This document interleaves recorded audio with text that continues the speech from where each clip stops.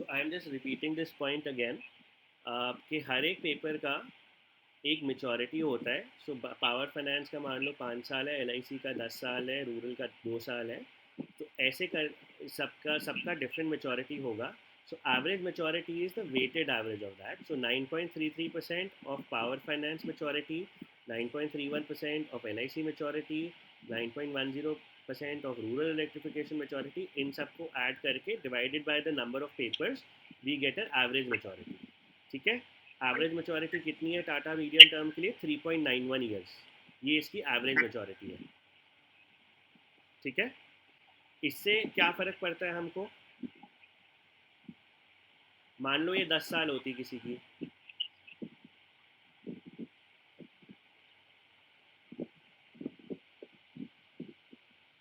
so how does the average maturity matters to us? Again going back to our basics, जो कल आप लोगों को बताए थे, जितना लंबा पेपर होता है उतना उसमें क्रेडिट रिस्क या डिफ़ॉल्ट रिस्क बढ़ता है. राइट. कल हमने सीखा था ये. तो दैट्स वाई हमारा जो एवरेज मेचोरिटी रहता है जनरली 1 से 4 साल के बीच में रहता है, जहाँ पे मिनिमम वी टेक इज या 0.6 मंथ्स आप ले लो, 0.6 मंथ से 4 ईयर्स के बीच में. अब ये हमने पहले अभी 4 ईयर्स किया है वेरी रिसेंटली. पहले हम 1 से 2 साल 0.6 से 2 साल के बीच में करते थे. बट बिकॉज अभी 2 साल का जो रिटर्न है वो इतना कम हो गया कि हमें थोड़ा सा अपना एवरेज मेचोरिटी बढ़ाना पड़ा, जो हम लोग जिसको एडवाइस करते हैं. तो अभी हमने उसको 4 साल कर दिया. ठीक है. क्लियर हुआ ये पॉइंट? Yes sir. अभी एवरेज मेचोरिटी हमें इसलिए मैटर करता है क्योंकि हमें क्रेडिट जो डिफ़ॉल्ट रिस्क है उसको कंट्रोल में करना है. ठीक है. YTM क्या होता है? Yield to maturity. What does that mean?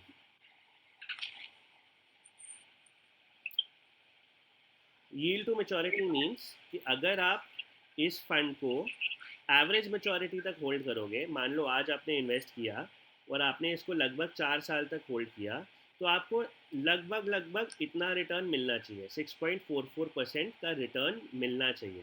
But मिलता नहीं है इतना. क्यों नहीं मिलता मैं अभी बताता हूँ.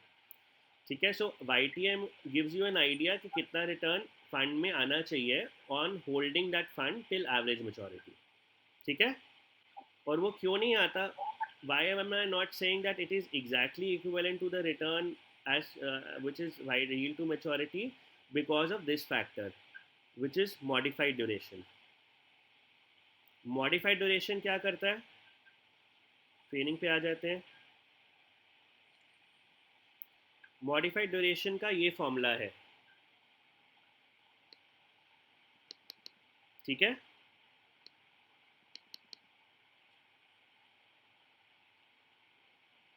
ओके.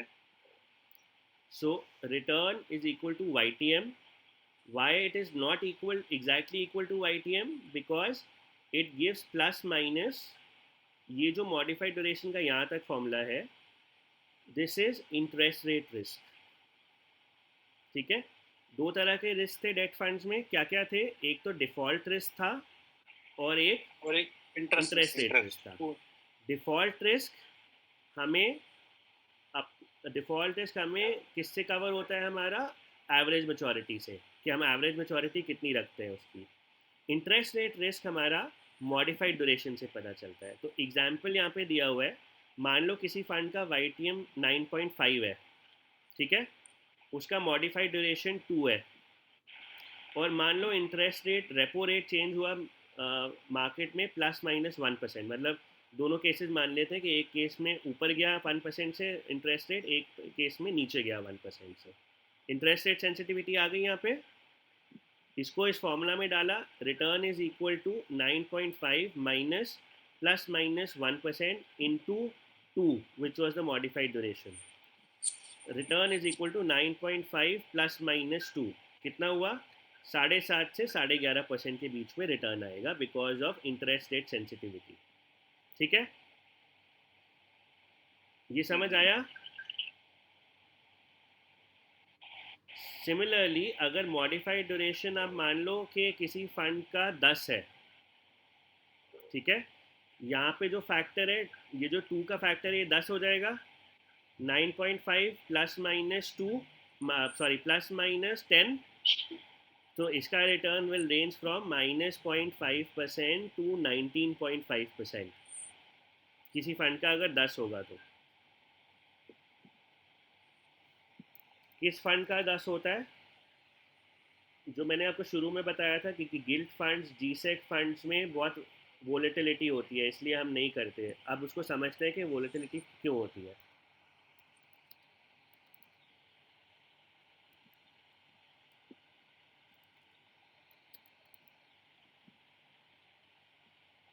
तो हम बेस्ट परफॉर्मिंग गिल्ट फंड देखते हैं, निपॉन इंडिया गिल्ट फंड देखते हैं। इसका रिटर्न आपको यहाँ पे बहुत अच्छा दिखेगा बिकॉज लास्ट एक साल में बहुत नीचे गई है मार्केट, सॉरी इंटरेस्ट रेट। सो इस फंड का जो एक साल का रिटर्न है वो है 9.27%। ठीक है, गिल्ड सिक्योरिटीज फंड का। इसका मॉडिफाइड ड्यूरेशन देखते हैं कितना है। इसका मॉडिफाइड ड्यूरेशन 6 के आसपास है अभी। तो जितना, सॉरी मॉडिफाइड ड्यूरेशन इसका 6.5% है। ठीक है, तो क्योंकि गिल्ड फंड्स का ये मॉडिफाइड ड्यूरेशन बहुत ज़्यादा होता है तो इसलिए interest rate sensitivity in funds की बहुत ज़्यादा होती है। That is why we don't recommend this fund. So इस पर आप मॉडिफाइड ड्यूरेशन वाला जो अभी हमने फॉर्मूला सीखा है ये लगा के देखो। रिटर्न कितना आएगा? 5.78% माइनस 6.47 इंटू रेट चेंज आप ±1% समझ लो। कितना हो गया? इसका रिटर्न 5.78 माइनस 6.47 हो गया आपका -0.6%, -0.7%।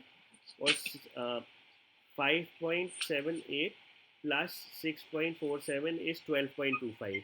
So the range of this fund is from -0.7% to +12.5%.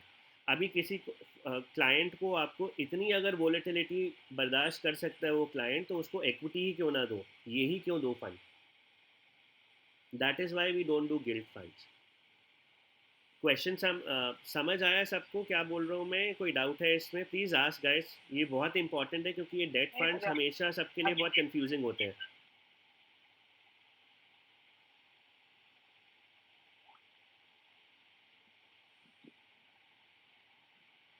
समझ आया हमद, श्रद्धा? समझ आया। ये इसमें जो है मतलब रिस्क फैक्टर डेट फंड भी है बट रिस्क फैक्टर भी बहुत ज्यादा है।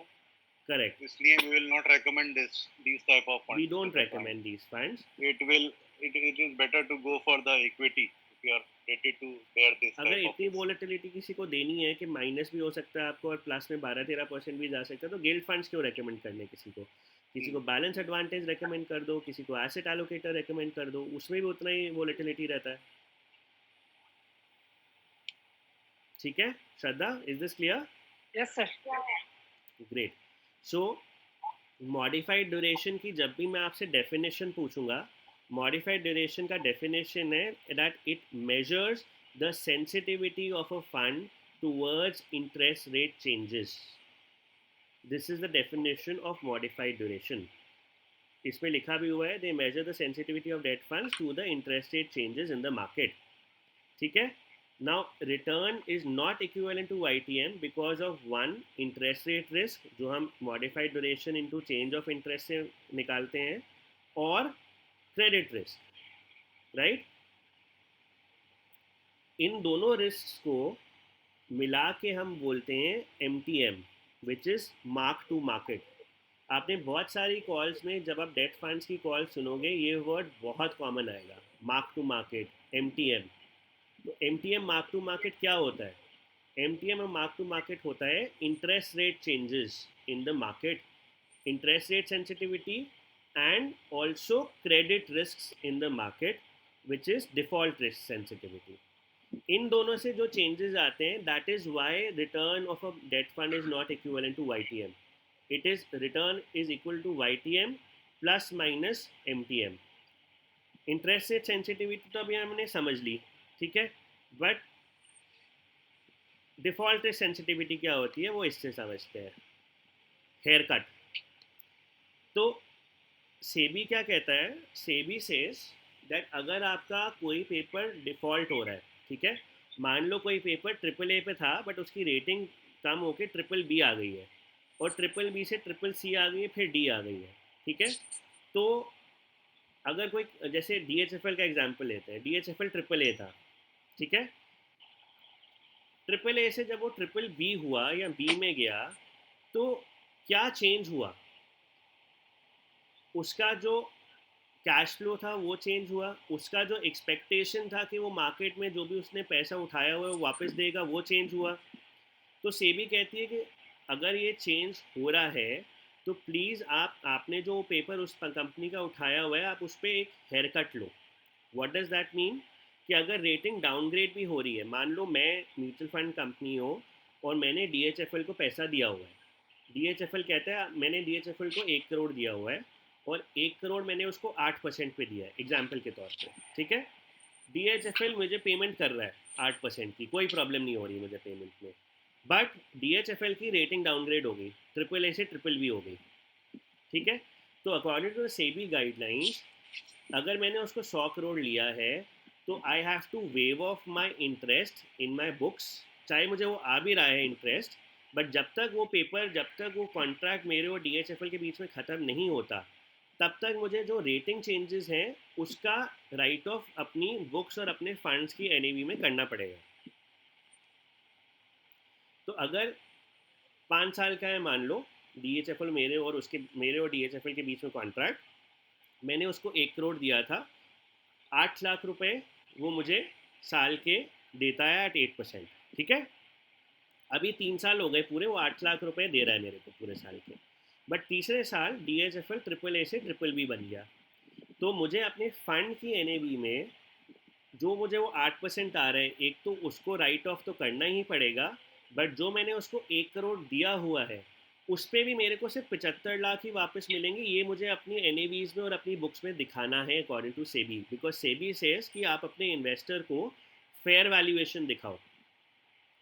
आपको इंटरेस्ट आ रहा है, बट क्योंकि ट्रिपल ए से ट्रिपल बी हो गया है तो आगे आने के चांसेस कम है, और ट्रिपल बी हो गया है तो दैट मीन्स कि शायद आपको कैपिटल भी पूरी ना मिले, शायद, बट आप अपनी बुक्स में आज ही दिखा दो उसको, अगर मिलता है तो आप उसको बुक्स में वापस रीवैल्यूएट कर देना। ठीक है, तो मैंने क्या किया, अपनी बुक्स में मैंने 1 करोड़ तो लिया ही हुआ था, 8% का मुझे इंटरेस्ट आ रहा था, 8% के इंटरेस्ट को मैंने राइट ऑफ किया और 1 करोड़ की जो वैल्यू थी वो 75 लाख दिखा दी, तो मेरी जो डेट फंड की NAV है वो कम हो जाएगी। ठीक है, सिमिलरली अभी 3.5-4 साल हो गए DHFL को, DHFL अभी भी पेमेंट कर रहा है मुझे, बट मेरी बुक्स में अभी वो 75 लाख दिख रहा है। अभी ट्रिपल बी से ट्रिपल सी हो गया DHFL, मुझे अपनी बुक्स में उसको 75 से 50 में लाना है। ठीक है, और अब वो ट्रिपल सी से डी हो गया, जंक हो गया, 4.5 साल हो गए, डी हो गया, तो मैं कंप्लीटली उसको राइट ऑफ कर दूंगा अपनी बुक्स में। What does that mean? Forget about the 8 lakhs which I am getting, जो मेरा 1 करोड़ मैंने उसको दिया था वो भी ज़ीरो मुझे वापस मिलेगा, कुछ वापस नहीं मिलेगा, मुझे अपने डेट फंड की NAV ऐसे एडजस्ट करनी है। तो मैंने अपनी बुक्स में जब उसको ज़ीरो कर दिया, ऑल्दो मेरा और DHFL का पैसा आ रहा है, DHFL अभी भी मुझे पैसा दे रहा है और वो कह भी रहा है कि 1 करोड़ भी वापस कर देगा मेरा, बट मुझे अपने इन्वेस्टर्स को अपनी बुक्स में वो ज़ीरो दिखाना है। मैंने वो जब ज़ीरो दिखाया तो मेरी NAVs ड्रास्टिकली कम हो गई, राइट, क्योंकि मैंने 1 करोड़ लिया हुआ था, उस पर 8% का इंटरेस्ट आ रहा था, तो इंटरेस्ट तो ज़ीरो पहले ही हो गया था, उसके बाद कैपिटल भी ज़ीरो हो गई, तो मेरा जो डेट फंड का NAV है, जो रिटर्न है, वो कम हो गया। ठीक है, अब मान लो 5 साल कंप्लीट हो गए। ठीक है, DHFL ने मुझे 8 लाख रुपए तो दिए ही तब तक पूरा इंटरेस्ट, और 1 करोड़ कैपिटल भी मुझे वापस कर दिया, तो विद इन 1 डे मेरा जो भी लॉस मैंने दिखाया था बुक में वो मैं पूरा एड ऑन कर दूंगा वापस, कि मेरे को इंटरेस्ट भी आ गया और 1 लाख रुपए भी आ गए, और मेरा एक ही दिन में NAVs जो इतनी देर से नीचे जा रहा था वो ऊपर चले जाता है। ठीक है, this is how we cover default risk, and this also impacts the returns of the debt funds, and hence this is also part of mark to market। तो अगर मैं मार्क टू मार्केट आपसे पूछता हूँ कि मार्क टू मार्केट क्या होता है, मार्क टू मार्केट एक तो इंटरेस्ट रेट की वजह से जो सेंसिटिविटी आता है, मॉडिफाइड ड्यूरेशन से जिसको हम कैलकुलेट करते हैं वो कैप्चर करता है, और साथ में डिफ़ॉल्ट रिस्क की वजह से जो चेंजेस आता है, जो कि रेटिंग चेंजेस की वजह से मेरे फंड्स में आते हैं, उसको कवर करता है। ये क्लियर हुआ सबको? प्लीज़ बताओ इस कॉन्सेप्ट को। I want everybody is confirmation कि ये आपको क्लियर हुआ है, because this is very important. तब मुझे क्लियर नहीं हुआ ये। तो इसमें रेटिंग का इफेक्ट इस पार्ट पे आता है, इसका मतलब। ओके, अंशु कुछ पूछ रहा था? सर मुझे भी कंसर्न है सर, इसमें जो आपने बोला कि 8 लाख जो हमारे रेट ऑफ इंटरेस्ट था तो वो तो राइट ऑफ हो ही गया, बट जो हमारा 1 करोड़ में से हमें 75 लाख रुपए आया, तो सर इसमें आपका एक हमारे अजम्पशन रहेगी हमारा इतना परसेंटेज हमारा राइट ऑफ हो गया, या हमें कैलकुलेट करना पड़ता है? हर एक रेटिंग डिक्रीज पे 25% कम होता है। You have to take a 25% का राइट ऑफ। ट्रिपल ए से अगर बी में गया 25%, बी से सी में गया 25%, सी से जब डी में जाता है तो 50% का राइट ऑफ होता है। सर जैसे क्रिसल अपनी रेटिंग देता है तो ट्रिपल ए फिर डबल ए फिर ट्रिपल बी, तो सर ट्रिपल ए से डबल ए में गया तो उसमें कोई इफेक्ट नहीं पड़ेगा, राइट? ट्रिपल ए से डबल ए में बहुत ज़्यादा इम्पैक्ट नहीं पड़ता, उसमें प्रॉब्लली 1-2% का डिफरेंस पड़ेगा, ज़्यादा नहीं पड़ेगा। मेजर जो इम्पैक्ट्स होते हैं वो ए से बी, बी से सी, सी से डी में होते हैं। ओके, और सर इसमें जैसे हमारा ट्रिपल ए से ट्रिपल बी में गया तो हमने 25% को उसमें राइट ऑफ कर दिया, करेक्ट। बट जब से उसने लोन स्टार्ट किया था, जब से वो रिपेमेंट कर रहा था, उसने जो अमाउंट हमको दे दिया, हाँ, बट वो अमाउंट तो हम लोग कंसीडर करेंगे ना उसको? वो अमाउंट उसमें कंसिडर करोगे, बट वो अमाउंट तो आपके पास ऑलरेडी पास्ट में आ गया है ना, वो तो पास्ट के एनएवीज में आपका रिटर्न। तो अगर मेरे पास मान ले कि 8 लाख की पेमेंट पिछले 2 साल से आ रही थी, तो मैं उसको रिटर्न के तौर में एनएवी भी तो ऊपर करता जा रहा था ना अपनी डेट फंड की। तो वो तो डेट फंड की एनएवीज ऑलरेडी ऊपर हो गई है। अभी जो आगे 8 लाख आने हैं उस पे एनएवीज कैसे ऊपर नीचे होंगी वो देखना है ना। Okay, got it sir. Sir इसमें फिर हेयर कट वैल्यू कौन सी है? हेयर कट वैल्यू मतलब कि लास्ट में जो वैल्यू निकलेगी वो वैल्यू कौन सी होगी? मुझे क्वेश्चन नहीं समझ आया श्वेता आपका। सर आपने जो बोला था ना कि हेयर कट लेते हैं हम, हेयर कट परसेंटेज देते हैं, वो इसका कहना है कि हेयर कट का जो वैल्यू होगा वो क्या होगा? ये लिखा तो है यहाँ पे 25% 25% and then complete write of.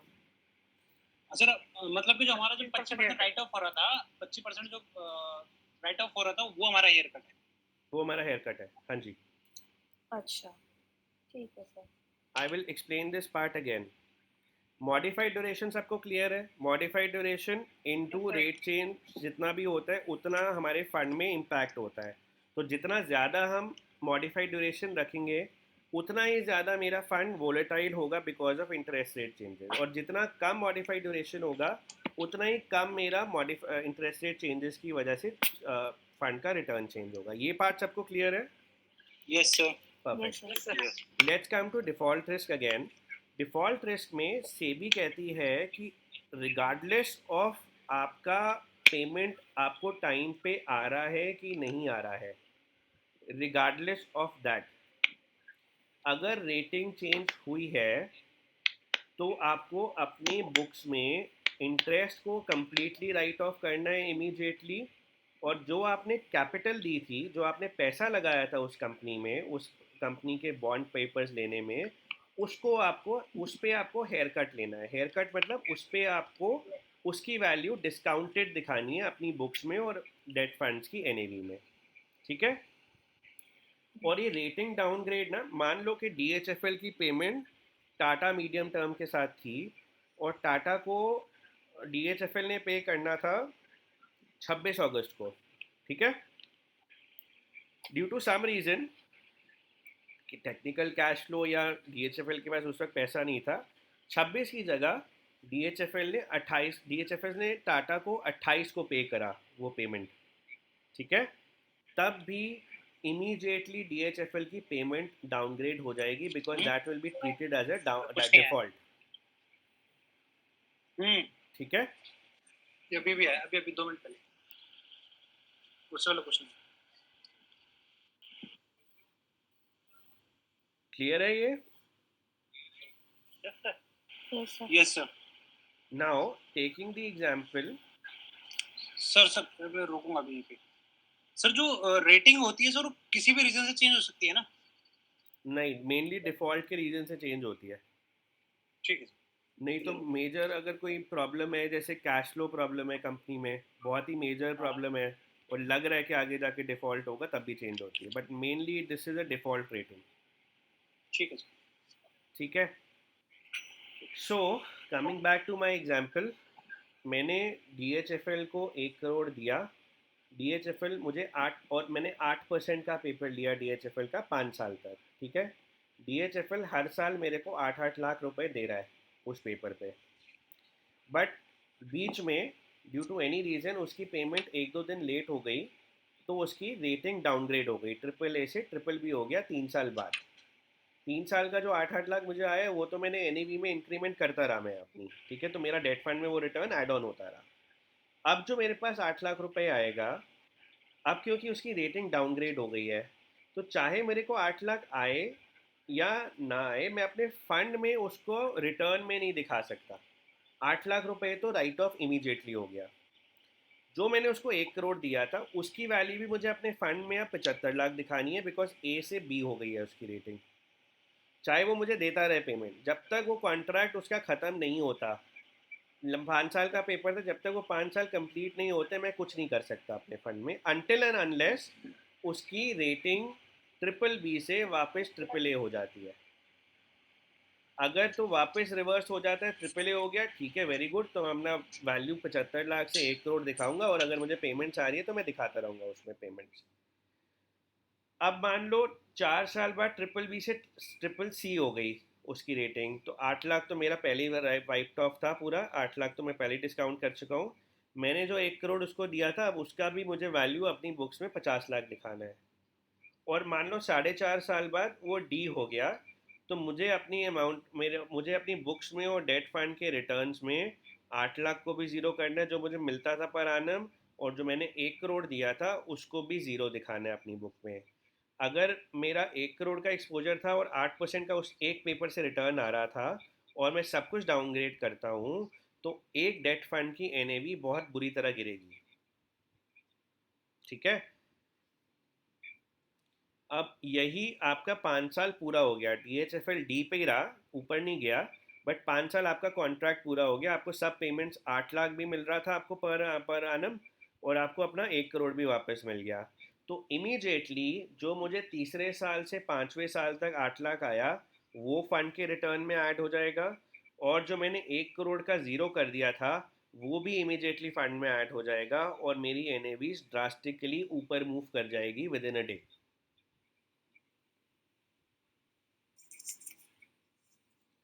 Example देते हैं एक का, निपॉन का ही फंड देखते हैं. आई थिंक इससे आपको क्लियर हो जाएगा बहुत सारी चीज़ें.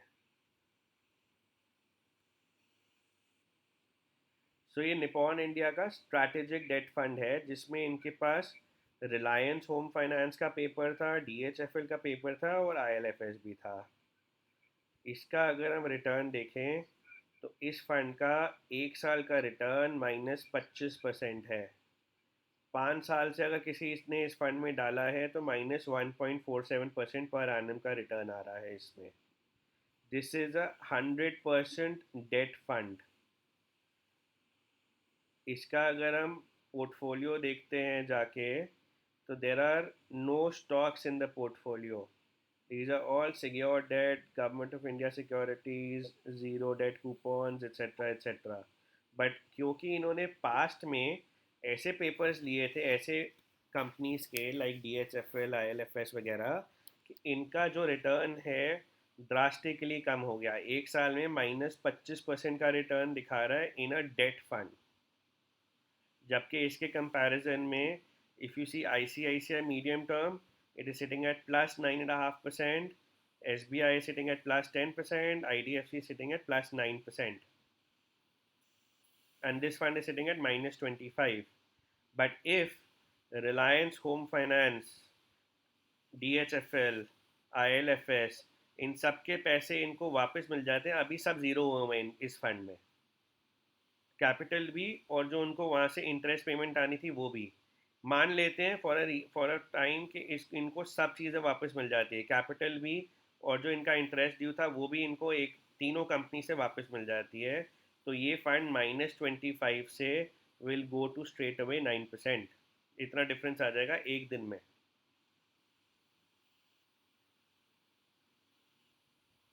ठीक है. बट अब कुछ स्मार्ट इन्वेस्टर्स जो होंगे वो सोचेंगे अभी इसमें डाल देते हैं, अगर पैसा वापस आ जाएगा तो 9% बन जाएंगे डेट फंड में एक दिन में. बट दो रिस्क होते हैं उसमें, दो चीज़ें होती हैं. एक तो अगर वो पैसा वापस नहीं आया तो क्या करोगे, फर्स्ट थिंग. सेकंड थिंग, एक साइड पॉकेटिंग का कॉन्सेप्ट होता है. What does that mean? Side pocketing is कि ये जो आपके इम्पैक्टेड पेपर है आप इनको अलग से एक सेग्रीगेटेड फोलियो में शिफ्ट कर देते हो, सो दैट जो भी न्यू इन्वेस्टर आएगा उनको उसका एक्सपोजर नहीं मिलेगा. क्या होता है कि ऐसे ना मैल प्रैक्टिसेस शुरू हो जाती है. अगर आपको कहीं से पता चले कि रिलायंस होम फाइनेंस पेमेंट कर रहा है तो आप नए जो इन्वेस्टर होंगे इनमें डाल देंगे पैसा और पैसा कमा के चले जाएंगे एक दिन में. तो what does these AMCs do? They do side pocketing. Side pocketing is कि इन जो ये जो इम्पैक्टेड बॉन्ड्स है, जो इम्पैक्टेड पेपर्स है जिनमें इनको हिट आया है, उसको वो साइड में एक अलग से फोलियो में बना देते हैं for only investors who are there at the time when it became zero. और जब वो पैसा आता है तो any new investor who comes into it will not get a exposure in those papers. And जब भी वो 3-4 पेपर्स का पैसा आएगा, जो भी एग्जिस्टिंग इन्वेस्टर्स थे जब वो ज़ीरो बना था उनको ही पैसा वापस मिलेगा, सिर्फ उनका. क्लियर हुआ या बहुत ज़्यादा टेक्निकल हो गया? कुछ बताओ. ज़्यादा टेक्निकल हो गया. ज़्यादा टेक्निकल हो गया. इसको कम टेक्निकल कैसे करें? इसको अभी इधर ही छोड़ के थोड़ा आगे बढ़ जाइए टॉपिक पे. आगे बढ़ूंगा तो कुछ याद नहीं रहेगा तेरे को. सर रिपीट कर दो. ओके, क्या रिपीट करूं पूरा? नहीं ये जो साइड पॉकेटिंग. हाँ वो यही वाला. सो इस फंड में मान लीजिए 3 पेपर्स थे, DHFL, Reliance home finance and ILFS, जिनका पेमेंट इनको नहीं आया और इन तीनों की रेटिंग AAA से D हो गई.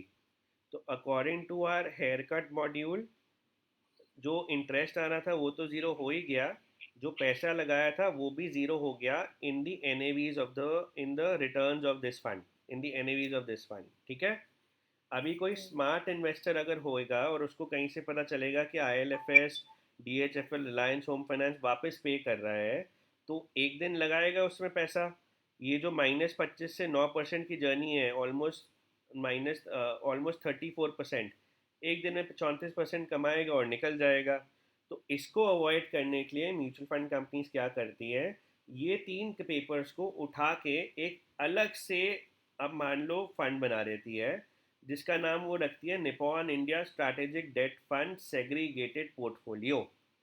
ये तीनों उठा के उन्होंने अलग रख दिए, और इसमें अभी कोई नया इन्वेस्टर आएगा तो वो निपॉन इंडिया स्ट्रैटेजिक डेट में करेगा, और इन तीनों का उन्होंने अलग से एक फंड बना दिया, Nippon India strategic debt fund segregated folio. तो उससे क्या हुआ, कोई भी नया इन्वेस्टर अगर आएगा तो उस इंटेंशन से नहीं आ पाएगा कि पैसा वापस आ रहा है तो मैं एक दिन में 34% कमा लेता हूँ, क्योंकि उसको उन तीनों सिक्योरिटीज़ में एक्सपोजर ही नहीं मिलेगा. वो अलग फंड बना दिया उन्होंने, उसका साइड पॉकेट कर दिया उसको. ठीक है. तो और क्या हुआ इससे, जब साइड पॉकेट किया आपने तो जो एग्जिस्टिंग इन्वेस्टर जो उससे इम्पैक्टेड थे, एग्जिस्टिंग इन्वेस्टर जो उस फंड में थे जब वो ज़ीरो हुआ, जब वो पैसा वापस आएगा तो सिर्फ वो पैसा एग्जिस्टिंग इन्वेस्टर्स को ही मिलेगा, not new investors. Sir new investors का क्या, जो अलग से पोर्टफोलियो हमने उसको बनाया था? न्यू इन्वेस्टर्स अलग से पोर्टफोलियो में जो बनाया था उसमें नहीं जा सकते ना, वो अलग से पोर्टफोलियो उन्होंने सिर्फ पुराने इन्वेस्टर्स के लिए बनाया था। न्यू इन्वेस्टर ओके जो यानी आएंगे वो इस नए फोलियो में इसमें आएंगे, जो ये फंड चल रहा है ऑलरेडी। ये फंड में ओके यानी ये फंड में मान लो 10 सिक्योरिटीज थी, 10 हम्म, बॉन्ड्स थे, 7 बॉन्ड्स रह गए, इसमें 3 बॉन्ड्स उन्होंने उठा के अलग से एक फंड बना दिया। तो अभी जो नया ओके इन्वेस्टर आएगा वो सिर्फ इन 7 बॉन्ड्स में ही इनका उनका उसका पैसा जाएगा। उन 3 बॉन्ड्स में जो इम्पैक्टेड थे उसमें सिर्फ एग्जिस्टिंग बंदों का पैसा है। वो जब पैसा वापस आएगा रिलायंस होम फाइनेंस से और DHFL से, तो सिर्फ एग्जिस्टिंग इन्वेस्टर्स को वापस दिया जाएगा वो पैसा। तो जो हटाया गया सर सिर्फ एग्जिस्टिंग के लिए हटाया गया, करेक्ट, के लिए नहीं। नए के लिए नहीं। सर अगर इसको हटाने नए से के लिए एक वही साथ रह जाएंगे। करेक्ट, और सर जो न्यू है उनका क्या होगा? न्यू आए नहीं ना। न्यू नहीं, जो साथ आएंगे के वो लिए रहेगा ना। फंड तो चल ही रहे हैं ना। आप ये मान लो ना कि निपॉन इंडिया के स्ट्रैटेजिक डेट फंड के 2 फंड्स चलने लगे। एक का नाम है Nippon India strategic debt fund, और एक का नाम है Nippon India strategic debt fund segregated portfolio 1, ये नाम है उसका। उस फंड में सिर्फ वही 3 सिक्योरिटीज़ हैं जिनको ज़ीरो करा है उन्होंने, और उस फंड में सिर्फ वही इन्वेस्टर्स हैं जो उस टाइम पे थे जब वो ज़ीरो हुआ था। तो जब भी उसका पैसा वापस आएगा सिर्फ एग्जिस्टिंग इन्वेस्टर्स को मिलेगा, और जो नए इन्वेस्टर्स हैं वो सेग्रीगेटेड पोर्टफोलियो 1 वाले में नहीं इन्वेस्ट कर सकते, वो सिर्फ इसमें ही इन्वेस्ट करेंगे, Nippon India strategic debt fund, जिसमें 7 सिक्योरिटीज पड़ी हुई है। अच्छा, आपने जो सर बोला मैं कि हाँ मतलब कि इन्वेस्टर को अगर इंफॉर्मेशन मिले कि यहाँ से पैसा आ रहा है तो वो एक ही दिन में एंटर करके 34% का प्रॉफिट कमा के निकल जाएगा, वो कैसे, वो सिनेरियो थोड़ा बताइए। वो नहीं हो पाएगा ना अभी, क्योंकि मैंने सेग्रीगेट कर दिया ना पोर्टफोलियो को। पहले क्या होता था, सेम ही पोर्टफोलियो चलता रहता था। जैसे Nippon India strategic debt fund चला एग्जिस्टिंग इन्वेस्टर्स के लिए, एग्जिस्टिंग इन्वेस्टर्स में 10 मान लो इसमें 10 बॉन्ड पेपर्स थे उस टाइम पे, 3 बॉन्ड पेपर ज़ीरो हो गए, ठीक है। तो एग्जिस्टिंग इन्वेस्टर्स को तो हिट आ गया। अभी एक स्मार्ट इन्वेस्टर आया, उसको कहीं से पता चला कि ये तीनों ना, इनके पास पैसा आ गया है, तो ये तीनों अपनी सारी डेट ऑब्लिगेशन ख़त्म कर रहे हैं with in next let's say 1 week और सो। उसने उसी वक्त पैसा डाल दिया फंड में। तो उसको तो उन तीनों का जब 0 से 100 होगा और जो उनका इंटरेस्ट पेमेंट्स है वो सब भी ऐड होगा, ये जो -25 से 9% की जर्नी जब पूरी होगी, तो उसको तो फ़ायदा हो गया ना। एक हफ्ते में वो 34% कमा के चले गया। और जो एग्जिस्टिंग इन्वेस्टर जो बेचारे पहले से बैठे हुए थे, उनका तो पैसा -100 से 0 ही हुआ है अभी, मतलब उनको तो वही वापस मिला है, दैट्स इट। तो इसको अवॉइड करने के लिए सेबी ने बोला कि आप साइड ये पॉकेट कर दो। एग्जिस्टिंग इन्वेस्टर वही थे जो ऑलरेडी हेयर कट ले चुके हैं करेक्ट, स्टॉक करेक्ट, या इन पूरे शहर में। करेक्ट। जो मैं फंड में एग्जिस्टिंग इन्वेस्टर्स की बात कर रहा हूँ, existing investors in this particular fund who have already taken the brunt of that hair cut.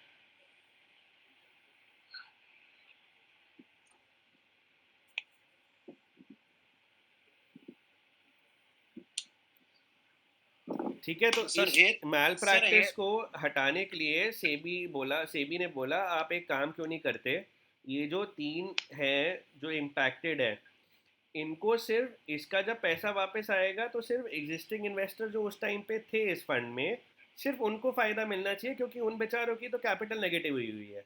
तो आप इन तीनों फंड्स को एक काम करो, इन तीनों बॉन्ड्स को हटा के एक नया फंड बना दो, इसको साइड पॉकेट कर दो, और एक नया फंड बना दो जिसमें अगर इसका पैसा वापस आता है तो सिर्फ एग्जिस्टिंग इन्वेस्टर जो नेगेटिव हुए हुए बेचारे सिर्फ उनको रिटर्न मिले, और कोई नया इन्वेस्टर इसका फ़ायदा ना उठा पाए।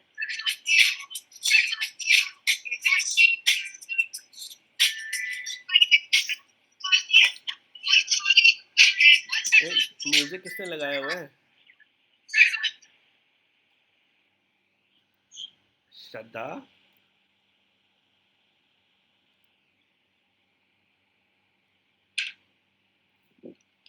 सर इसमें ना एक छोटा सा कंफ्यूजन आया मेरे को। हेयर कट तो सर समझ आ गया, सर ने उसको साइड पॉकेट किया ये भी समझ आ गया, लेकिन सर साइड पॉकेट सिर्फ हमने एक ही इंटेंशन के लिए किया कि जो नया इन्वेस्टर आपको उसका बेनिफिट ना ले जाए, पहला रीजन। और सर जो बचे हुए साथ में कुछ जो शेयर रहा होगा, तो सर उससे ओवरऑल पोर्टफोलियो पे क्या इफेक्ट पड़ेगा?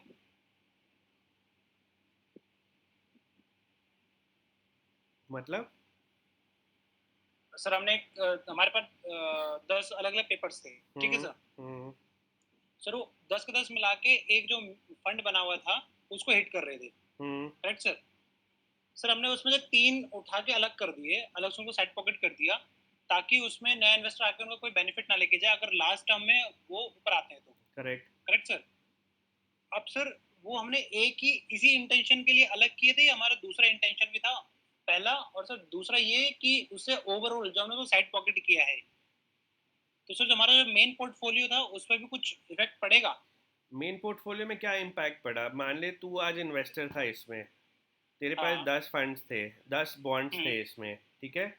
मान लो you and Anshu were the only existing investor in this, ठीक है? 10 फंड्स में से 10 बॉन्ड्स में से 3 तो ज़ीरो हो गए, तो तेरा जो हिट आया तेरे और अंशु के पोर्टफोलियो में तो आ गया, 3 फंड्स ऑलमोस्ट ज़ीरो हो गए। अभी मैंने बोला इस फंड को ना मैं हटा के इसका एक स्ट्रैटेजिक इसका एक मैं साइड पॉकेटेड करके एक कंसोलिडेटेड पोर्टफोलियो अलग बना रहा हूँ, सेग्रीगेटेड पोर्टफोलियो सॉरी, जिसमें सिर्फ तू और अंशु होंगे, और इसमें अगर इन 3 फंड्स में पैसा आता है तो सिर्फ तुझे और अंशु को ही फ़ायदा मिलेगा इसमें और कोई हमद श्रद्धा कोई और नहीं आ सकते इन तीनों में। अगर श्रद्धा और हमद को आना है तो वो पहले वाले फंड में इन्वेस्ट करेंगे जिसमें 7 बॉन्ड्स थे। ओके, तो सर इसका मतलब ये है कि जब डे 1 पे हम लोगों ने स्टार्टअप किया तो उस टाइम पर ही हमको अलग से बॉन्ड्स एलोकेट कर दिए गए थे, करेक्ट? वो तो होता ही है ना, जब डे 1 से आप स्टार्ट करते हो तो आपका पैसा उसी परसेंटेज में जाता है ना जो परसेंटेज में बॉन्ड्स लिए हुए हैं म्यूचुअल फंड ने। तो अगर तू आज टाटा मीडियम टर्म में डालेगा, टाटा मीडियम टर्म में 1 लाख रुपए डालता है तो 9,33,000 तेरा इस पावर फाइनेंस में जाएगा, 9,31,000 तेरा LIC हाउसिंग में जाएगा, 4,3600 तेरा 4,360 तेरा इसमें जाएगा टाटा टेली सर्विसेज में, उसी में तेरा सेम परसेंटेज में एलोकेट होता है ना। ओके सर, समझ गया सर।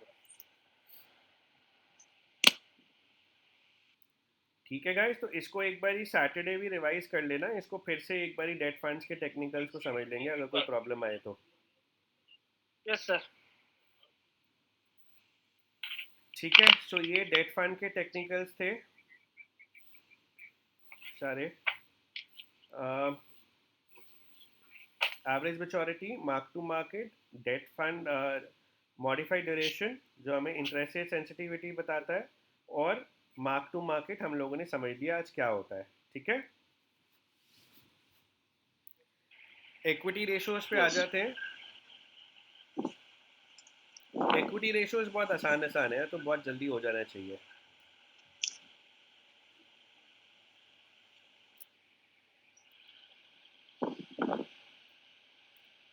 अल्फा क्या होता है, कोई बता सकता है?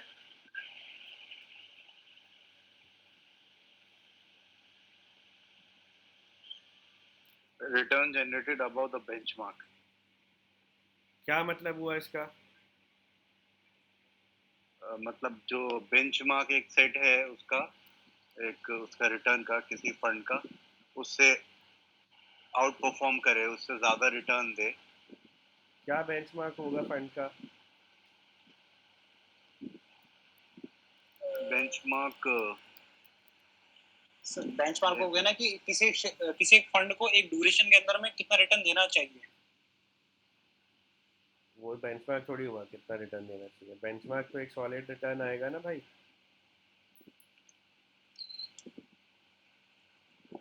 ये है बेंचमार्क। सो जैसे फॉर एग्जांपल मेरा ये एसेट लार्ज कैप है, तो एक निफ्टी 100 होता है, निफ्टी 100 में टॉप 100 लार्ज कैप्स होते हैं, सारे लार्ज कैप्स होते हैं, मतलब 100 लार्ज कैप्स होते हैं ना टोटल, निफ्टी 100 TRI में सारे लार्ज कैप्स होते हैं। इसने 7.37% का रिटर्न दिया है, इसने सेम पीरियड में 9.19% का रिटर्न दिया है। तो अल्फा कितना हुआ? इस फंड ने इस बेंचमार्क से अराउंड 1.7% हायर रिटर्न दिया है ना। yes. So the alpha in for this particular fund is 1.7%, 1.8 sorry 1.8%। 5 साल में देख लेते हैं 5 साल में क्या है। 9.1% इसका है, 10.64% इसका है. That means Mirae asset large cap ने 1.5% पर एनम रिटर्न बेंचमार्क से ऊपर दिए हैं. इससे हमें क्या पता चलता है? सी, अगर आपको और मुझे इन्वेस्ट करना है तो हमारे पास lot of index funds are also there, जहाँ पे हम मान लो निफ्टी में डायरेक्टली इन्वेस्ट कर सकते हैं, सेंसेक्स में डायरेक्टली इन्वेस्ट कर सकते हैं. बट हम मिराई एसेट के लार्ज कैप फंड में क्यों इन्वेस्ट करते हैं? क्योंकि हमें जो अल्फ़ा है वो बेटर मिलता है यहाँ पे. जो फंड मैनेजर जो उसको मैनेज करता है वो अपनी रिसर्च से, अपनी बाइंग एंड सेलिंग टेक्निक से बेंचमार्क से बेटर रिटर्न कमा के देता है. So alpha is excess return over the benchmark, and the benchmark can be different for different funds. This was large cap. Let's check for small cap also.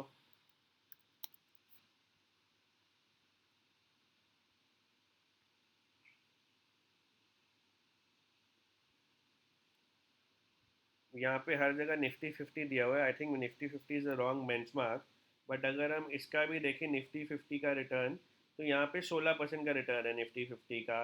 इस scheme का 25%, almost 26% का ही return है. तो 10% actually extra दिया है over and above the benchmark. तो इसका alpha कितना हुआ? 10%. 5 साल में देख लेते. 5 साल में डेटा नहीं है, 2 साल में डेटा नहीं है, 1 साल का ही डेटा है. तो 1 साल में, so alpha is the excess returns which is given above the benchmark. Benchmarks क्या होते हैं? Nifty 50, Nifty 100, Nifty mid cap, Nifty small cap, BSE 500. Auto, कोई अगर फार्मा का स्टॉक होगा तो फार्मा का उसका बेंचमार्क होगा. तो जो भी इंडेसेस हैं, जो इंडेक्स हैं, वो बेंचमार्क्स होते हैं.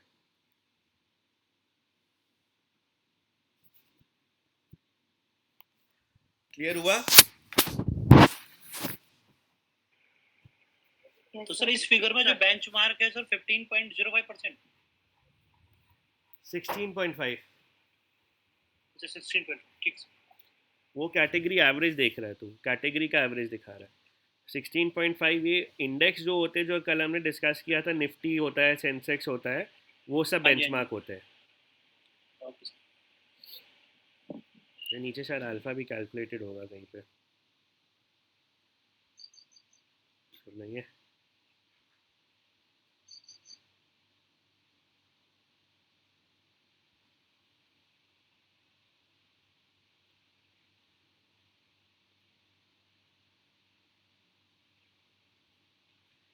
इसमें डेटा अवेलेबल नहीं है. मेरा ये एसेट का चेक कर लेते हैं.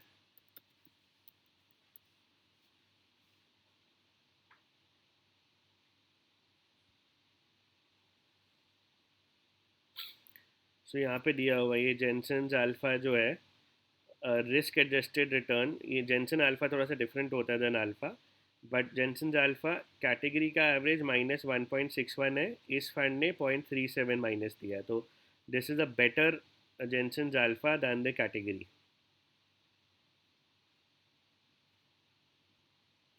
अल्फ़ा क्लियर हुआ सबको? इसका कंपैरिजन सेंसेक्स से नहीं हो सकता? सेंसेक्स भी हो सकता है. हाँ, सो निफ्टी अगर 50, कोई भी फंड होता है ना, हाँ. हर एक फंड अपना बेंचमार्क डिसाइड करता है कि ये मेरा बेंचमार्क है. कोई फंड बोलता है मेरा बेंचमार्क BSE 500 है, मैं उसको उसके हिसाब से चलाऊंगा. कोई बोलता है मेरा निफ्टी स्मॉल कैप है. तो जो भी फंड के उसमें ऑफर डॉक्यूमेंट में वो लिखा होता है कि उसका बेंचमार्क क्या है, तो वो बेंचमार्क उसको ही फॉलो करता है हमेशा.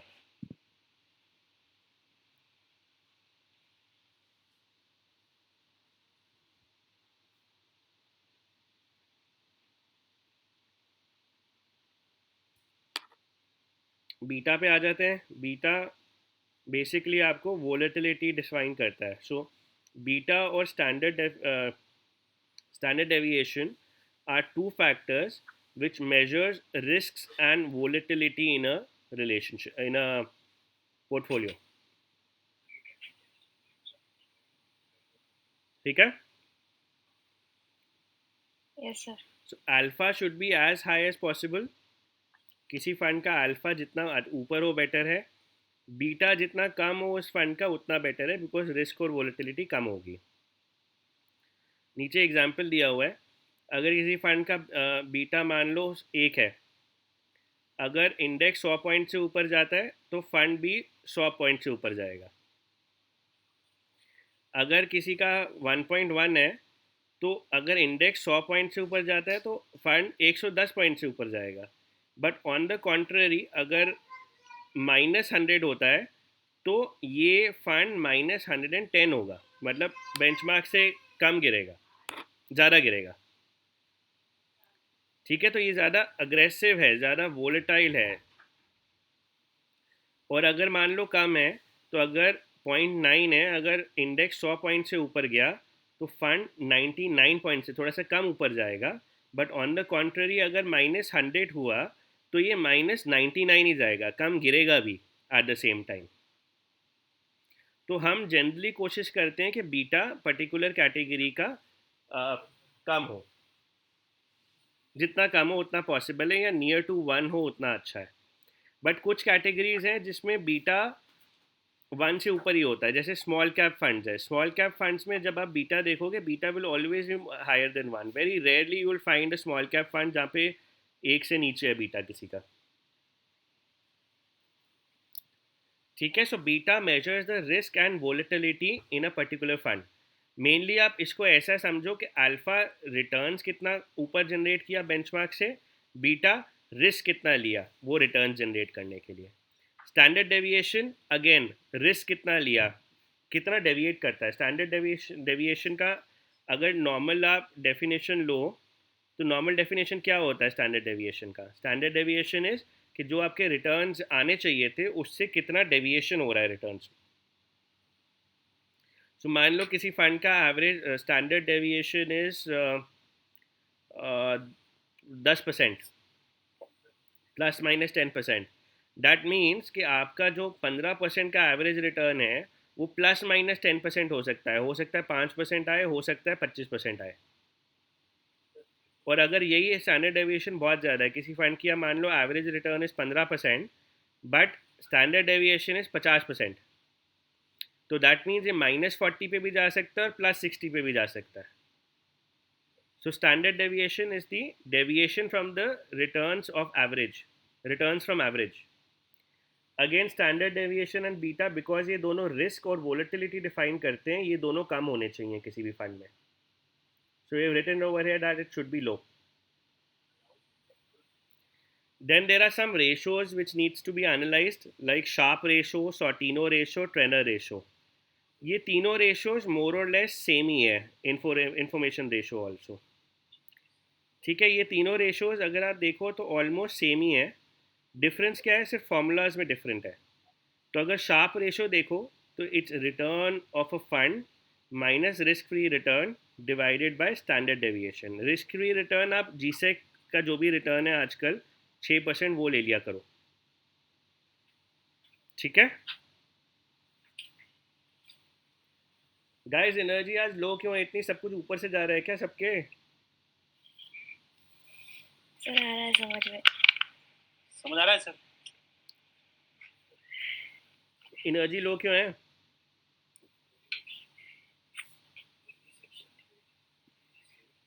एनर्जी लो नहीं है। राकेश की एनर्जी लो नहीं है, श्वेता की एनर्जी लो है, नहीं सर ठीक है। सब ठीक है। हमद वो रेड बुल पी रही है सर आजकल। रेड बुल पी रही है, चल that's good. Hamad, you are having Red Bull और नॉट? नहीं, एनर्जी लो नहीं है, थोड़ा आज का कल के डिफरेंस में आज थोड़ा ज़्यादा डिटेल्ड है और ज़्यादा ऐसे टॉपिक्स हैं तो थोड़ा ज़्यादा समझना पड़ रहा है। ओके, बट आ रहा है समझ में, ऐसा नहीं है, आ रहा है समझ। ठीक है, डोंट वरी। ये सब कुछ एक साथ ग्रास्प करना थोड़ा सा मुश्किल होता है। As and when we'll keep on doing refreshers of this, as and when you keep on learning all of this, you will get to know all of these.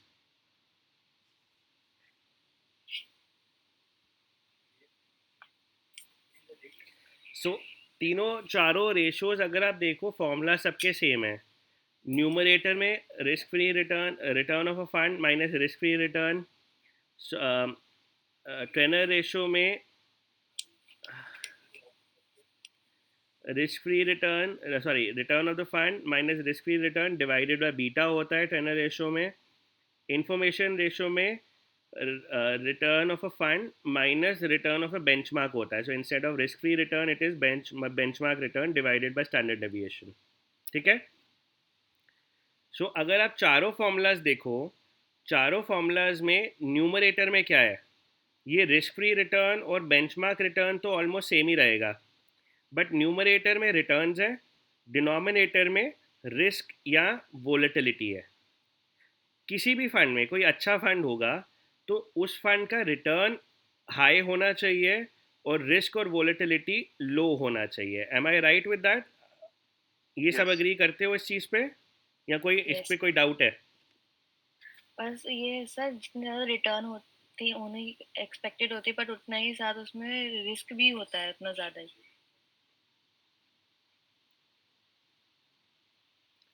ज़रूरी नहीं है. ये सारे जो पैरामीटर्स हैं ना, alpha beta standard deviation all these ratios, हमें अगर कोई same category of the funds ही इसमें हम कंपेयर कर सकते हैं. What does that mean? ये सारे जो फैक्टर्स है, अगर मुझे मान लो दो फंड्स कंपेयर करने हैं, Mirae asset large cap, I can probably compare with another large cap fund only. I Yes. cannot compare this with a small cap, क्योंकि small cap के तो obviously risk would be higher and return would also be higher. So ये मैं same category of funds में ही compare कर सकता हूँ. So I can compare 5 small cap funds basis these parameters. I can compare 5 large cap funds basis this comparison, but I cannot compare a large cap fund to a small cap fund. तो अगर मुझे 5 large cap funds में से देखना है कि किसने highest return दिया है with least level of risk, मुझे इन फैक्टर से पता चल जाएगा वो. ठीक है. Okay sir. तो जब न्यूमरेटर में रिटर्न होगा, डिनोमिनेटर में रिस्क होगा, ये फैक्टर्स ज़्यादा ऊपर में बेटर है या ज़्यादा नीचे में बेटर है?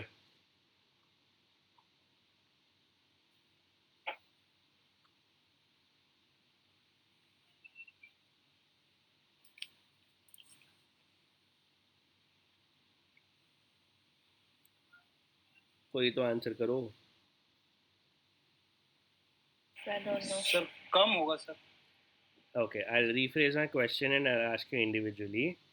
ऊपर रिटर्न है न्यूमरेटर में, डिनोमिनेटर में रिस्क है, तो ये जो सारे रेशोज़ हैं, किसी फंड में ये रेशोज़ ज़्यादा हो तो अच्छे हैं या ये रेशोज़ कम हो तो अच्छे हैं, कौन सा अच्छा फंड होगा? श्वेता आप बताओ, ये सारे चारों रेशोज़ ऊपर होने चाहिए, शुड बी हायर और शुड बी लोअर?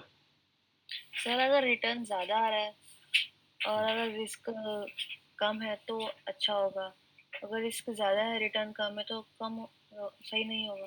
तो एक फंड है, दोनों लार्ज कैप फंड्स हैं, एक का ये सारे रेशोज़ 1 है और एक सबके रेशोज़ 2 है. A fund is 1, B fund is 2. Which is a better fund? I think the one with 2 would be better क्योंकि उसमें numerator की value ज़्यादा है than the denominator. Correct. So the returns are greater than the risk. Absolutely. So any fund which is higher, in which these values are higher, is better. ठीक है? ठीक है.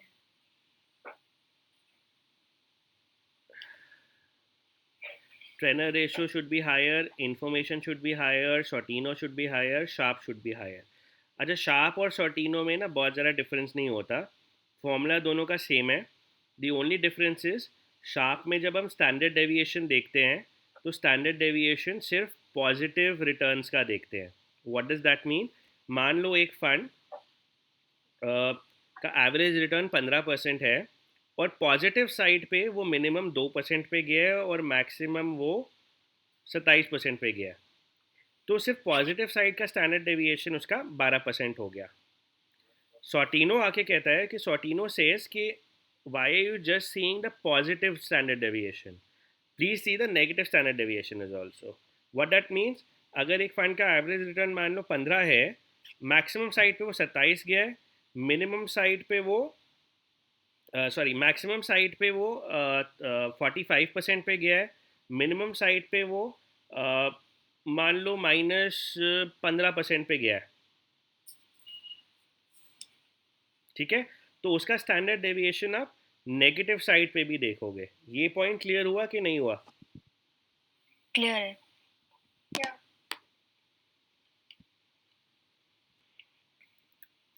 I'll just show you some videos also which you will understand.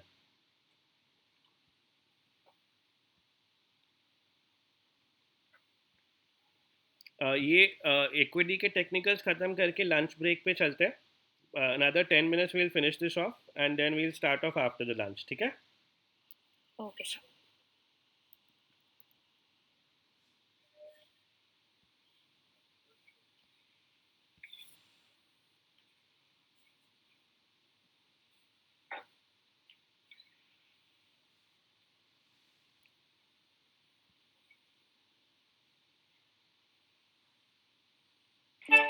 Grammarly does more than catch errors. With Grammarly, you can find really good, no, perfect words that make your writing sharp or You guys can hear the video? Yeah. Yes sir. Yes. Great.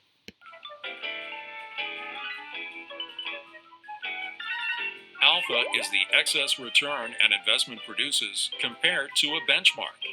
It gauges an investment's performance given its price risk or volatility relative to a comparable investment. If alpha is positive, the investment has outperformed its benchmark. If it is negative, it has underperformed. For example, Bob manages a mutual fund that invests in emerging markets. Kate is considering investing in Bob's fund. She uses a mutual fund screening tool to look at the fund's alpha, which is negative 1.5. That means Bob's fund has underperformed its benchmark, the MSCI EFA index, by 1.5%. This alpha figure tells Kate that for the amount of risk Bob's fund takes, its performance isn't good enough. Furthermore, this investment's performance doesn't justify Bob's management fees. Kate decides to invest in a low-cost ETF instead of Bob's mutual fund. Investors must be careful to compare funds that are in the same asset class. Comparing the alpha of an emerging market mutual fund with the alpha of a municipal bond mutual fund would be meaningless, since these two funds represent completely different levels of risk.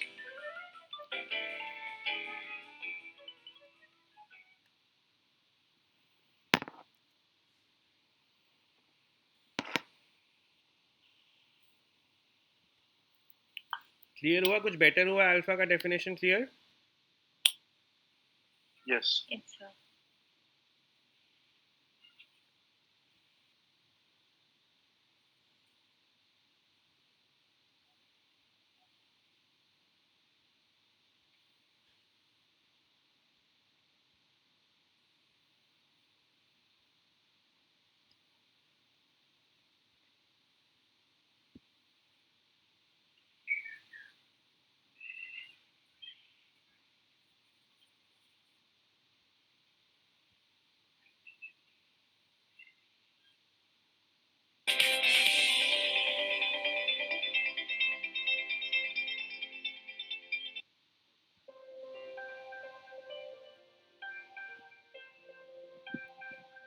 Beta compares an investment's historical performance to a benchmark index.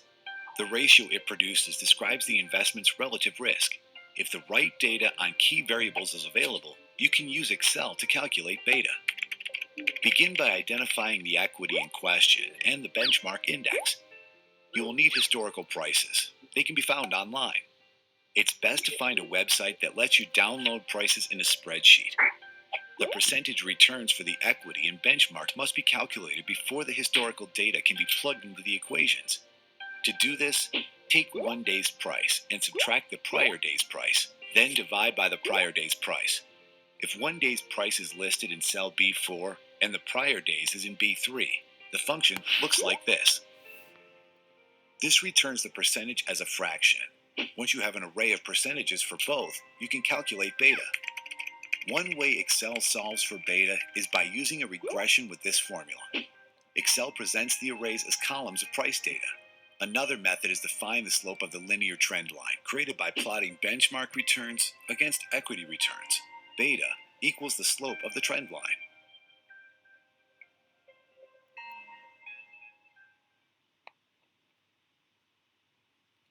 ये किसी को समझ नहीं आया होगा, sir ये 1 day price और prior day price भूल जा क्या था सर? तो टेक्निकल इशू था, टेक्निकल वीडियो थी। बीटा को इसका बस ऐसा याद रख कि beta is the risk and volatility. Sir beta को लोएस्ट बेंचमार्क बोल सकते हैं क्या? नहीं, beta is the measure of volatility और risk in a particular fund. Okay sir, जितना कम रहे उतना बढ़िया। Correct.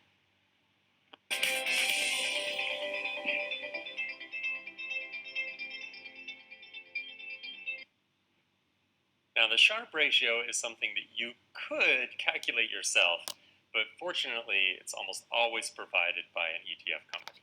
The Sharpe ratio itself takes the return of the stock in the numerator, and it subtracts from that the risk-free rate. In other words, what is the rate of return that you could get on an investment, usually it's treasury bonds, where we assume that there's about as low of a risk as you could possibly get. So if we subtract that, then we get the actual return of this particular ETF, or the adjusted return for that.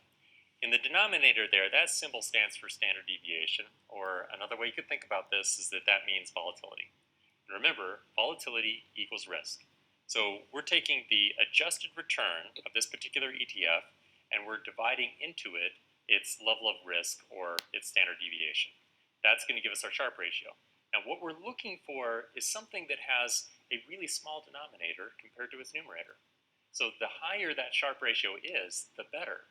So let's look at an example here. Now, I've ranked all those ETFs that I put on the chart, starting with IWM, all the way through to our leader, PXMG. And as you can see, MDYG, which tracks a similar pool of stocks, turned out to be the winner over a 10-year period. So this is a 10-year Sharpe ratio, which is a more fair comparison.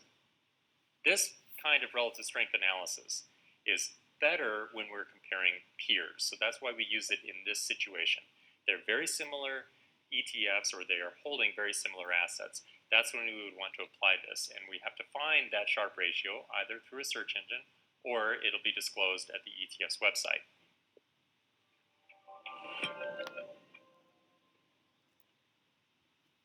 Clear हुआ कुछ Sharpe ratio?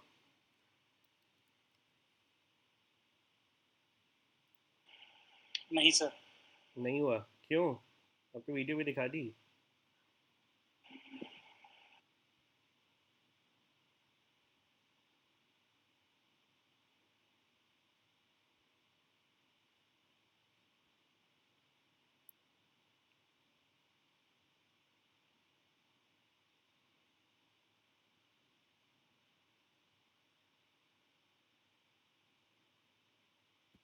Beta की एक बार ये वाली video देखो, इससे शायद clear होगी।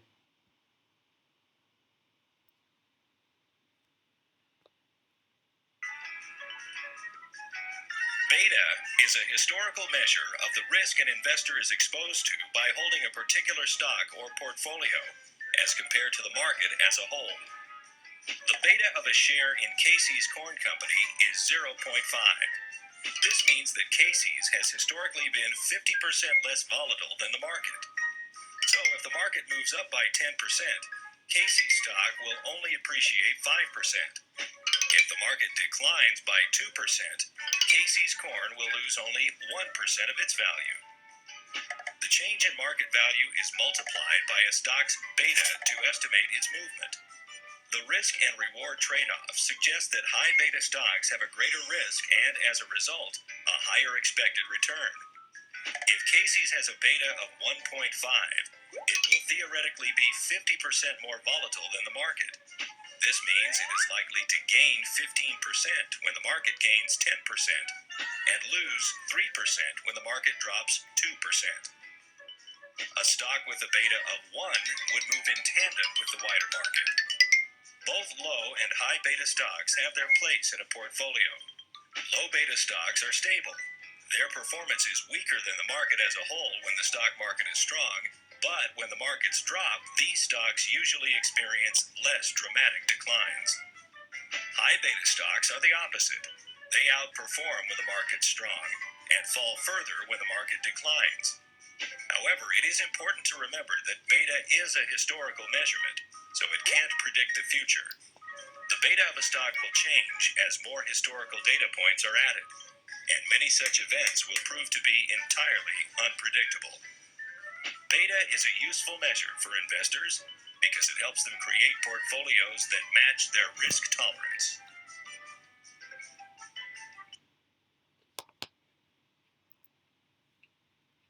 Clear हुआ? So if the market will crash, then beta. So beta किसी अगर म्यूचुअल फंड का या स्टॉक का 1 से ऊपर है तो वो हाई परफॉर्मेंस जब मार्केट परफॉर्म कर रही होगी तब तो मार्केट को बीट कर रहा होगा, बट जब मार्केट नीचे गिरेगी तो मार्केट से ज़्यादा नीचे गिरेगा. हाँ, ओके. और जब बीटा 1 से नीचे है तो वो जब मार्केट ऊपर जा रही होगी तो मार्केट से थोड़ा सा कम परफॉर्म करेगा, बट जब मार्केट नीचे जाएगी तो गिरेगा भी कम. तो वी ट्राई कि चाहे मार्केट का अपसाइड बहुत ज़्यादा कैप्चर ना हो, तो बीटा में ना बेसिकली प्ले करना पड़ता है कि कई केसेस में थोड़ा सा बीटा ज़्यादा रखो. जैसे स्मॉल कैप्स में बीटा हमेशा 1 से ज़्यादा होगा. लार्ज कैप्स में बीटा ढूंढो जो प्रॉबेबली मार्केट से नीचे परफॉर्म करे, मतलब 1 से नीचे हो, क्योंकि जब मार्केट गिरेगी तो एटलीस्ट वो कम गिरेगा and you can make use of that. Clear हुआ बीटा सबको?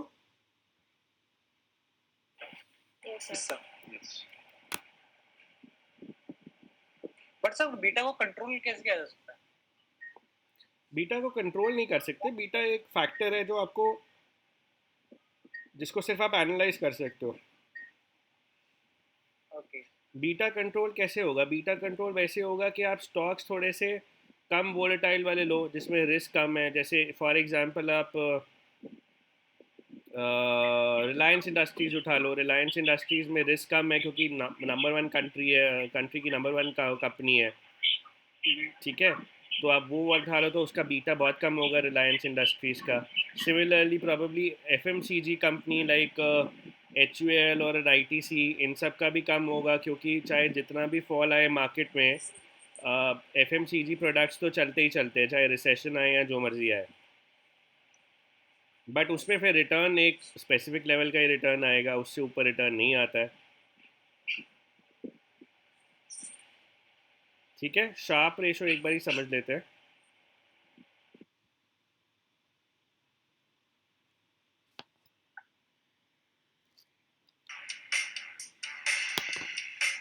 Sharpe ratio is a risk-adjusted measure of return used to evaluate a portfolio's performance. Using this ratio can help you understand how volatile your investment portfolio actually is. It can be calculated with the following formula. The ratio is calculated by subtracting the risk-free rate from a portfolio's rate of return and dividing that number by the standard deviation of the portfolio's returns. The Sharpe ratio helps to make the performance of one portfolio comparable to another portfolio by adjusting for risk. This allows you to determine whether a portfolio's returns are due to smart investment decisions or just a higher level of risk. The general rule of thumb is that a ratio of 1 or better is considered a good risk-adjusted return. 2 or better is very good, and 3 or better is excellent. Using this ratio lets you see how much additional return you are getting for the added volatility of holding a risky asset over a risk-free asset, allowing you to see how comfortable you are with that level of risk.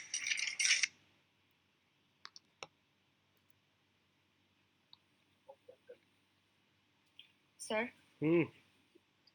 इस शार्पेड ratio means कि जितनी ज़्यादा ratio होगी उतना ज़्यादा अच्छा है. Correct, क्योंकि न्यूमरेटर में रिटर्न है ना, डिनोमिनेटर में रिस्क है.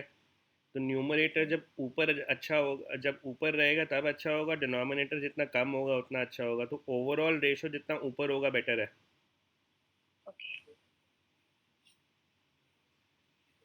ठीक है. शार्प रेशो, सॉर्टिनो रेशो और शार्प रेशो में डिफरेंस क्या होता है वो भी समझ लेते हैं.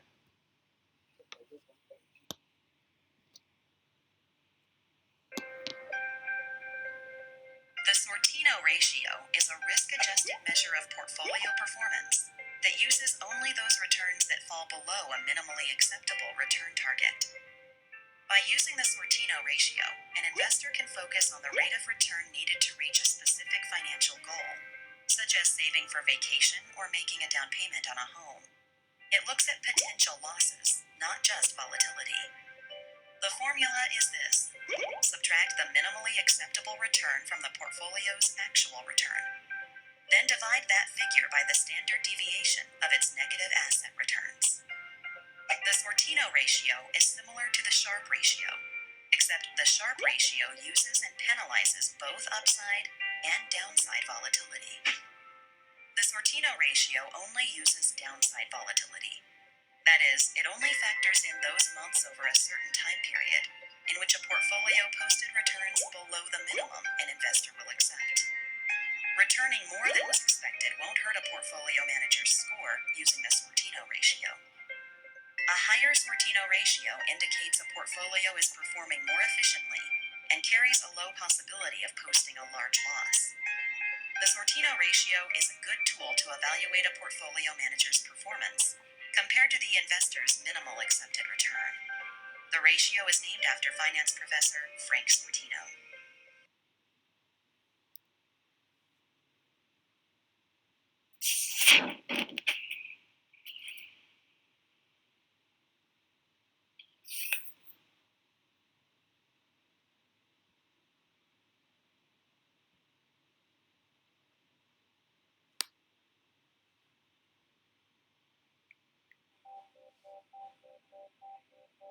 The Trainer ratio measures returns in excess of what could have been earned on a riskless investment per unit of market risk.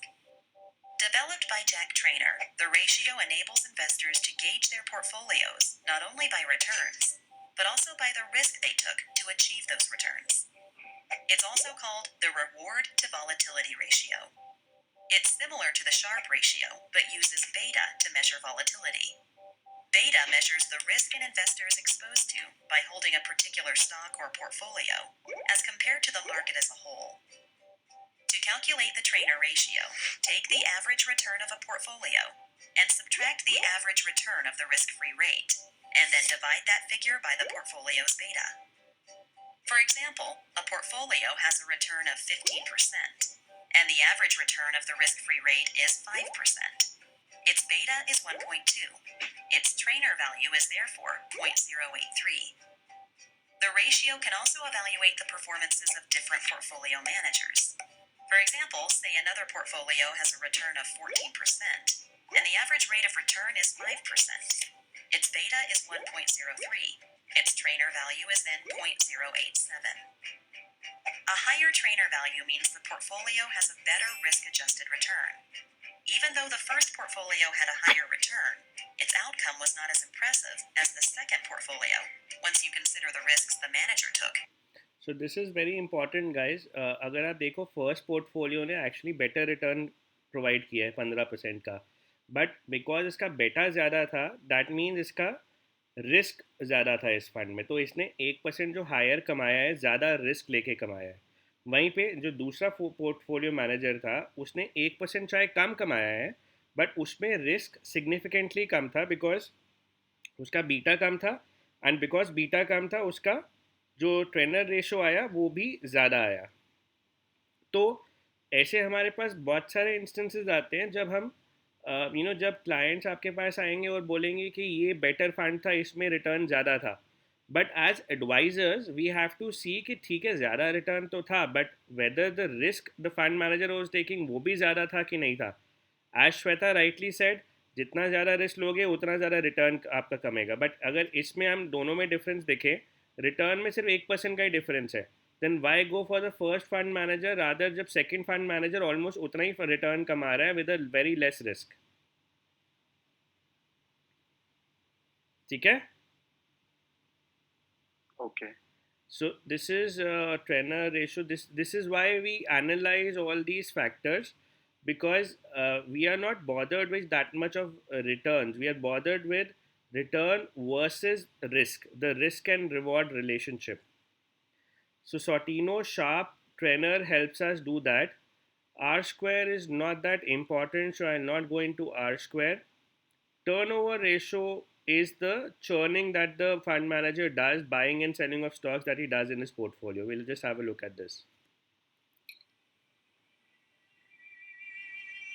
A turnover ratio measures a mutual fund's level of trading activity in a given time period, usually a year. Each fund's investment strategy and asset type affects the turnover ratio number, as do overall economic conditions. Thus, comparing one fund's high turnover ratio to another's low turnover ratio may not be appropriate if the first fund's investment objective is to actively trade stocks and the second fund's objective is to buy and hold. For any two funds that are similar, a low turnover ratio is preferable. In this case, a high ratio indicates additional brokerage fees, which reduce the fund's return. Also, the additional trading may generate short-term capital gains and thus create tax issues for fund shareholders. It's best to look at a fund's turnover ratio over a number of years to get an idea of what is normal for a given type of fund. The turnover ratio formula is the fund's total sales or total purchases for the period, whichever is greater, divided by average net investments for the period. ABC's net investments are $200 million in the beginning of the year and $325 million at the end of the year. Thus, its average net investments for the year is 200 plus 325 divided by 2 equals $262.5 million. If purchases are $75 million and sales are $85 million for the year, then the turnover ratio is calculated by dividing the greater number, $85 million, by the average net investments, $262.5 million. This equals a turnover ratio of 32.38%. So turnover ratio का बहुत ज़्यादा significance नहीं होता. Turnover ratio mainly आपको buying and selling बताता है कि एक पर्टिकुलर म्यूचुअल फंड में फंड मैनेजर ने कितने स्टॉक्स बेचे और ख़रीदे. अगर मान लो फंड मैनेजर बहुत ज़्यादा बेच खरीद रहा है तो वो हो सकता है उसकी स्ट्रैटेजी हो, right. He can be a fund manager who feels के कोई स्टॉक एक महीने के लिए उठाओ फिर उसको बेच दो, फिर उसको उठाओ फिर बेच दो, and that is not a wrong strategy. But उसकी वजह से क्या होता है, उसकी वजह से जब वो बाय सेल करेगा स्टॉक्स तो उसको बाय सेल के चार्जेस तो लगेंगे ही जो एक्सचेंज के चार्जेस हैं, तो रिटर्न्स थोड़े से कम हो जाते हैं उसकी वजह से. और थोड़ा सा अंडर कॉन्फिडेंस भी दिखाता है फंड मैनेजर का कि बाय सेल कर रहा है तो हो सकता है is not very confident. But it is not a wrong strategy. कई केसेस में, जैसे अगर आप हमारा प्रोडक्ट रेगनर देखोगे जब आपसे शेयर करूँगा मैं, तो कई केसेस में टर्नओवर रेशो ज़्यादा भी लिया है हम लोगों ने, बिकॉज वो फंड मैनेजर की स्ट्रैटेजी है, वो रिटर्न ही ऐसे कमाता है. कई फंड्स में हमने टर्नओवर रेशो 33% का 33% तो सभी फंड का रहता है.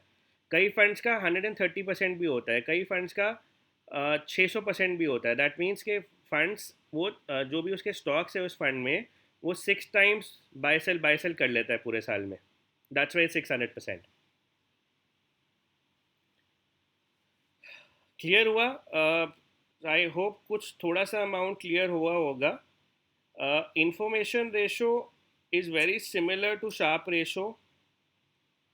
Only difference is कि यहाँ पे Sharpe ratio में रिस्क फ्री रिटर्न आ रहा है इधर, और इधर यहाँ पे इंडेक्स का रिटर्न आ रहा है. तो अगर हमें देखना है कि Sharpe ratio में हम क्या देखते हैं, Sharpe ratio में हम देखते हैं जो भी रिस्क फ्री रिटर्न है, लाइक गवर्नमेंट सिक्योरिटीज़, FDs, उससे ऊपर म्यूचुअल फंड्स कितना रिटर्न दे रहे हैं और कितना रिस्क ले रहे हैं उस पर.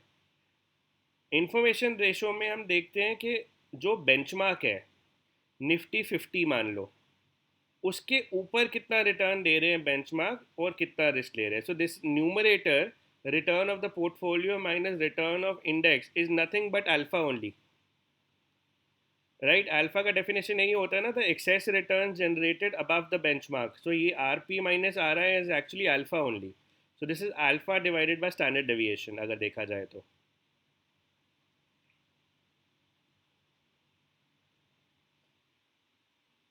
ठीक है. ये growth, dividend payout, dividend reinvestment option हमने कर ली थी. वे क्लियरली टोल्ड डिविडेंड हम नहीं करते, we do only growth option.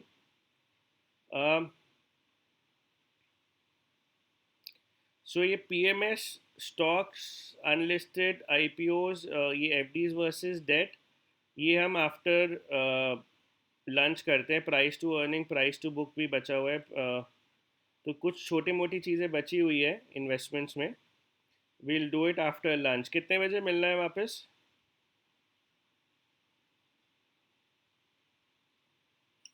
Sir 3:30. After 1 hour. हाँ जी, सर बाय 3:30. 3:30. 3:15 पे मिले. 3:15. Yes sir. 3:15 पे मिलते हैं. एग्जिट मत करो इसको, यहीं पे वापस ज्वाइन कर लेना 3:15 पे. Okay sir. ओके. ठीक है.